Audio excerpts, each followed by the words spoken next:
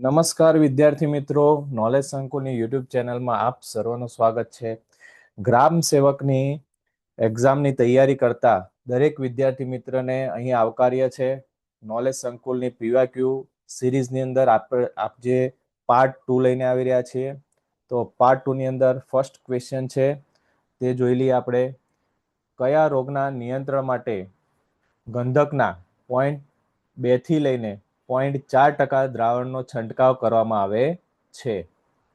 વિદ્યાર્થી મિત્રો, સાચો જવાબ હોય એ જેને પણ આવડતો હોય તે કોમેન્ટ કરે, અથવા તો ગેસ પણ કરી શકે છે, અથવા તો પોતાની એક નોટ્સની અંદર સાચો જવાબ લખી શકે છે અને ટોટલ કેટલા સાચા પડ્યા છે એ સેલ્ફ ઇવેલ્યુએટ કરી શકે છે. ચલો વિદ્યાર્થી મિત્રો, અહીં સાચો જવાબ શું છે? ઓપ્શન આપેલા છે: ફળોનો કોહવારો, બી ભૂકી છારો, સી અંગારિયો કે ડી પાનના ટપકા.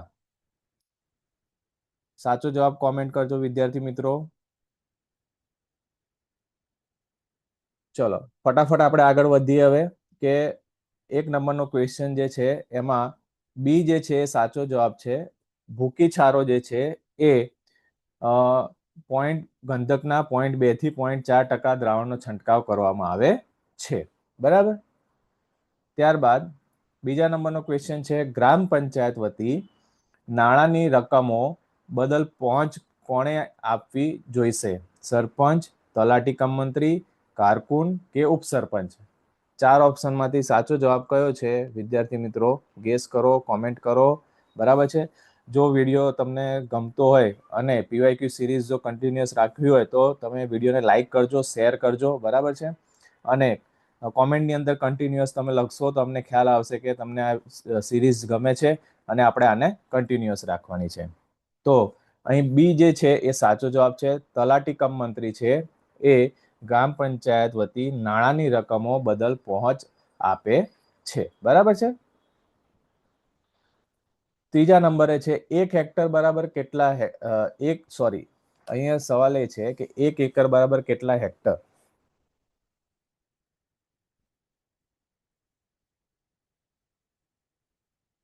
સવાલ ફરીથી આપણે જોઈ લઈએ કે ત્રીજા નંબરનો જે ક્વેશ્ચન છે 1 એકર બરાબર કેટલા હેક્ટર થાય છે? ઓપ્શન છે: એ 0.255, બી 0.405, સી 0.605 કે ડી 0.805. સાચો જવાબ શું છે વિદ્યાર્થી મિત્રો? કોમેન્ટ કરો. અહીં સાચો જવાબ છે બી 0.405 જે છે તે 1 એકર બરાબર 0.405 હેક્ટર થાય છે. બેઝિક ક્વેશ્ચન છે.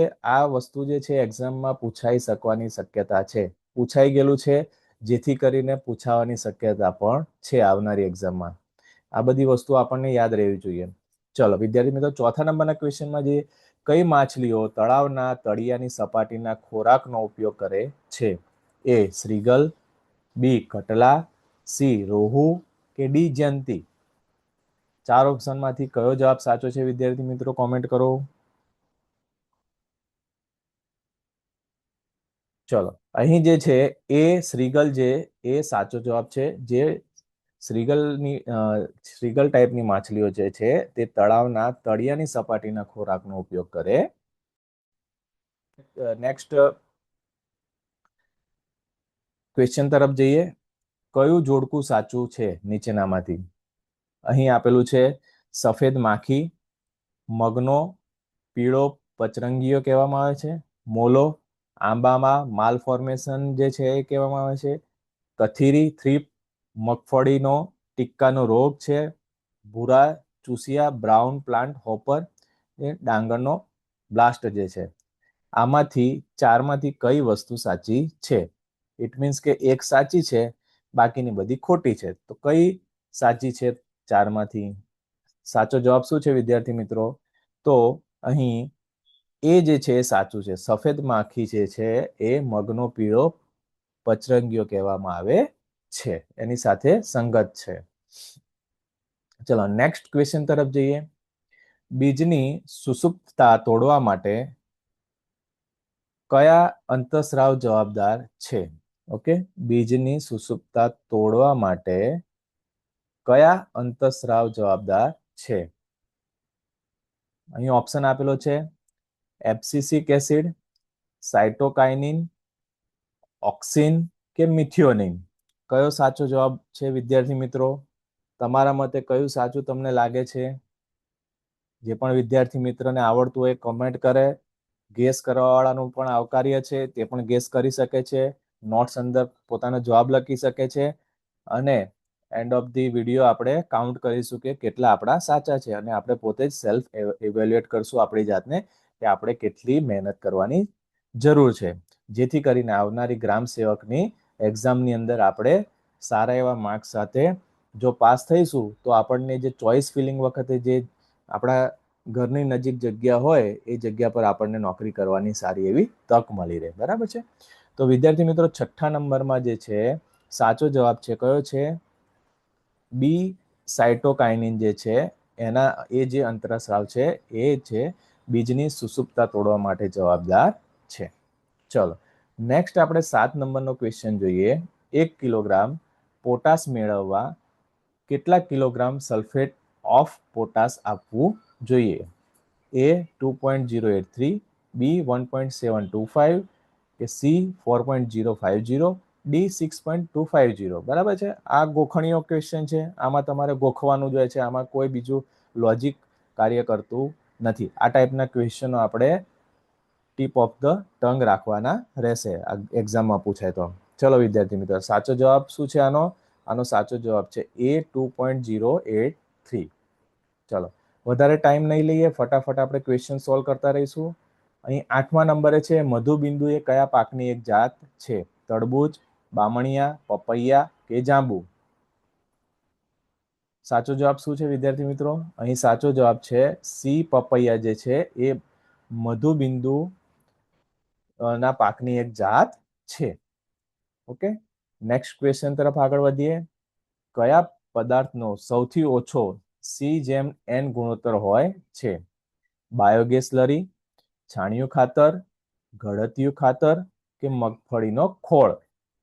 જેમાં C/N નો ગુણોત્તર આપણે જોઈએ છીએ. તો અહીંયા કયો સાચો જવાબ છે? ડી જે છે મગફળીનો ખોળ, એની અંદર આપણે સૌથી ઓછો C/N નો ગુણોત્તર હોય છે. અહીંયા ઓછો લખેલો છે, યાદ રાખજો, જેની અંદર ઓછો C/N નો ગુણોત્તર હોય છે. ચલો 10 નંબરનો ક્વેશ્ચન જોઈ લઈએ આપણે.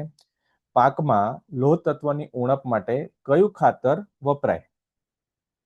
એ મોરથુથુ, બી બોરેક્સ, સી હીરાકસી કે ડી ત્રણે? આની અંદર કયો સાચો જવાબ હોઈ શકે વિદ્યાર્થી મિત્રો? પાકમાં લોહ તત્વની ઉણપ માટે કયું ખાતર વપરાય? તો આની અંદર સાચો જવાબ છે હીરાકસી.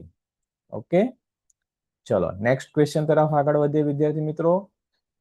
11 નંબરનો ક્વેશ્ચન છે જમીનમાં સેન્દ્રિય કાર્બન અને સેન્દ્રિય પદાર્થનો ગુણોત્તર કયો છે?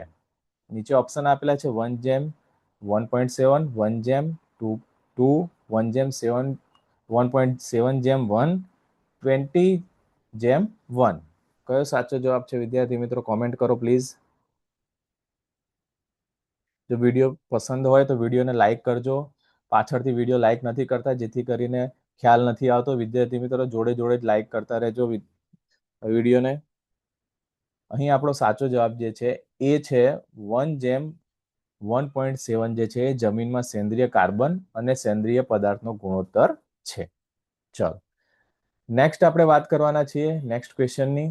12 નંબરનો ક્વેશ્ચન છે સાંસદ આદર્શ ગ્રામ યોજના કોના જન્મદિવસે શરૂ થઈ હતી? જયપ્રકાશ નારાયણ, બળવંતરાય મહેતા, પંડિત દીનદયાળ ઉપાધ્યાય કે અટલ બિહારી વાજપેયી? સાચો જવાબ શું છે વિદ્યાર્થી મિત્રો? અહીં સાચો જવાબ છે એ જયપ્રકાશ નારાયણ જે છે એના જન્મદિવસે આપણે સાંસદ આદર્શ ગ્રામ યોજના શરૂ થઈ હતી. ચલો 13 નંબરનો ક્વેશ્ચન જોઈએ. જૈવિક ખાતર NPK કન્સોર્ટિયમ કેટલા સૂક્ષ્મજીવોના મિશ્રણથી બને છે? 5, 3, 7 કે 9? સિમ્પલ ક્વેશ્ચન છે, આવડવું જોઈએ વિદ્યાર્થી મિત્રો. જૈવિક ખાતર NPK કન્સોર્ટિયમ કેટલા સૂક્ષ્મ જીવાણુના મિશ્રણથી બને છે? અહીં જે છે 5 જે છે એ 13 નંબરના ક્વેશ્ચનમાં સાચો જવાબ છે. 5 સૂક્ષ્મ જીવાણુના મિશ્રણથી બને છે. ચલો નેક્સ્ટ ક્વેશ્ચન તરફ આગળ વધીએ વિદ્યાર્થી મિત્રો. 14 નંબરનો ક્વેશ્ચન છે, પથ્થરોની ગોઠવણી કયા ગાર્ડનની વિશેષતાઓ છે? મોગલ, ઇંગ્લિશ, જાપાનીઝ કે સ્પેનિશ? ચલો હિસ્ટોરિકલ ક્વેશ્ચન પણ કહી શકાય અને વિદ્યાર્થી મિત્રો. અહીં સાચો જવાબ કયો છે? સી જાપાનીઝ જે છે તે પથ્થરોની ગોઠવણી જે છે એમના ગાર્ડનમાં હોય એ ટાઈપની એમની વિશેષતા છે. ચલો નેક્સ્ટ ક્વેશ્ચન તરફ આગળ વધે. આંબામાં ખોડખાપણનું કારક કયું છે? માલ ફોર્મેશન જેને કહીએ, ફૂગ, કરમિયા, વિષાણુ કે જીવાણુ, ફંગસ, નિમેટોડ્સ, વાયરસ કે બેક્ટેરિયા? મસ્ત ક્વેશ્ચન છે. આંબામાં માલ ફોર્મેશનનું કારણ કયું છે? બરાબર છે, કારક અથવા તો કારણ. તો આંબાની અંદર આપણે એ જે છે ફૂગ જે છે એ મેજર કારણ હોય છે, જે ખોડખાપણ આપણને આપે છે આંબાની અંદર. ત્યારબાદ 16 નંબરનો ક્વેશ્ચન જોઈએ. 0.8 પિયત પાણી જેમ ક્યુમ્યુલેટિવ પાન ઇવોપરેશન જેને IWGM-CPE કહીએ છીએ ગુણોત્તરમાં જો પિયત પાણીનો જથ્થો 5 સેન્ટીમીટર હોય તો ક્યુમ્યુલેટિવ પાન ઇવોપરેશનનો આંક શું હોય છે? CPE શું હોય છે? એ 6.25, 6.75, 7.0 કે 5.4? ચલો તમને આમાં 1 મિનિટ આપું છું. કેલ્ક્યુલેટિવ વસ્તુ છે તો તમે કેલ્ક્યુલેશન કરીને કોમેન્ટ કરી શકો છો અથવા પોતાની નોટમાં મેન્શન કરી શકો છો. અહીંયા સાચો જવાબ શું છે? ફરીથી એકવાર રિપીટ કરું છું. 0.8 પિયત પાણી જેમ ક્યુમ્યુલેટિવ પાન ઇવોપરેશન ગુણોત્તરમાં જો પિયત પાણીનો જથ્થો 5 સેન્ટીમીટર હોય તો ક્યુમ્યુલેટિવ પાન ઇવોપરેશન જેને આપણે CPE કહીએ છીએ એનો આંક શું હોય છે? ઓપ્શન છે 6.25, 6.75, 7.0 કે 5.4? વિદ્યાર્થી મિત્રો ચલો આનો સાચો જવાબ છે એ 6.25 જે છે એ એનો CPE આંક છે. ચલો નેક્સ્ટ પર જઈએ. ક્વેશ્ચન 17 નંબરનો. એવરગ્રીન અને ઠંડી સામે સંવેદનશીલ પાકોને શું કહેવામાં આવે છે? સમશીતોષ્ણ, ઉષ્ણકટિબંધીય, ઉપ ઉષ્ણકટિબંધીય કે આર્કટિક? ચારમાંથી કયો ઓપ્શન સાચો છે વિદ્યાર્થી મિત્રો? અહીં ઓપ્શન બી જે છે એ સાચો છે. જે પણ વિદ્યાર્થી મિત્રોએ ઓપ્શન બી ટીક કરેલો છે એ સાચો છે. ઉષ્ણકટિબંધીય પાક કહેવામાં આવે છે, જેને એવરગ્રીન અને ઠંડી સામે સંવેદનશીલ પાક પણ કહેવામાં આવે છે. ત્યારબાદ 18 નંબરના ક્વેશ્ચન પર વાત કરીએ કે સોરઠ કિરણ એ કયા પાકની જાત છે? શું છે? સોરઠ કિરણ એ કયા પાકની જાત છે? દિવેલા, મગફળી, બાજરી કે તલ? જવાબ આપો વિદ્યાર્થી મિત્રો, કોમેન્ટ કરો, પોતાની નોટ્સમાં લખો. તો સોરઠ કિરણ તે મગફળી પાકની જાત છે. સાચો જવાબ છે મગફળી. ચલો 19 નંબરના ક્વેશ્ચન પર જઈએ. કઈ પ્રક્રિયા બાયોગેસ ઉત્પાદનનો ભાગ નથી? અહીંયા ખાસ ક્વેશ્ચન વાંચવાનો આપણે, બરાબર છે. ઉત્પાદનનો ભાગ નથી. હાઇડ્રોલાઇસિસ, આલ્કલી ફોર્મેશન, એસિડ ફોર્મેશન કે મિથેન ફોર્મેશન? કયો સાચો જવાબ છે? બાયોગેસ ઉત્પાદનમાં ભાગ નથી. બાકીના બધા ભાગ છે, જે એક ઓપ્શન છે એ ભાગ નથી બાયોગેસનો, બરાબર છે. તો એનો સાચો જવાબ શું છે? બી આલ્કલી ફોર્મેશન જે છે તે બાયોગેસ ઉત્પાદનનો ભાગ નથી. બાકી બધા બાયોગેસ ઉત્પાદનના ભાગ છે. બહુ જ સુંદર ક્વેશ્ચન છે. પીવાયક્યુમાં આ ટાઈપના ક્વેશ્ચન છે, જેથી કરીને આવનારી એક્ઝામમાં પણ તમને આ ટાઈપના જ ક્વેશ્ચન પૂછાવાના છે. ઇઝી છે. થોડી મહેનત કરશું, પાસ થઈ જઈશું, બરાબર છે. અને ગવર્મેન્ટ કર્મચારી તરીકે આપણી ફરજ બજાવીશું. ચલો 20 નંબરનો ક્વેશ્ચન છે. શાકભાજીમાં ઘરુવાળિયાનો વિસ્તાર ફેર રોપણી વિસ્તારના કેટલા ટકા હોવો જોઈએ? 10%, 5%, 1% કે 3%? સાચો જવાબ શું છે વિદ્યાર્થી મિત્રો? કોમેન્ટ કરો. અહીં સાચો જવાબ છે સી. 1% જે છે શાકભાજીમાં ગરુવાળિયાનો વિસ્તાર ફેર રોપણીથી વિસ્તારના 1% જેટલો હોવો જોઈએ. બરાબર છે. હવે વિદ્યાર્થી મિત્રો સાચે સાચું તમે કોમેન્ટની અંદર પોતાનો સ્કોર અહીંયા જણાવજો. બરાબર છે. જે પણ વિદ્યાર્થી મિત્રોએ ફોર્મ ભરી દીધેલું છે અને ફોર્મ ભરવાના છે એ લોકો કોમેન્ટ કરે, વિડીયોને લાઈક કરે, શેર કરે, પોતાના રિલેટિવ્સને, વિદ્યાર્થી મિત્રોને, પોતાના જે પણ તૈયારી કરતા ગ્રુપ હોય એની અંદર, જેથી કરીને એ લોકો પણ આ વિડીયોનો લાભ લઈ શકે. બરાબર છે.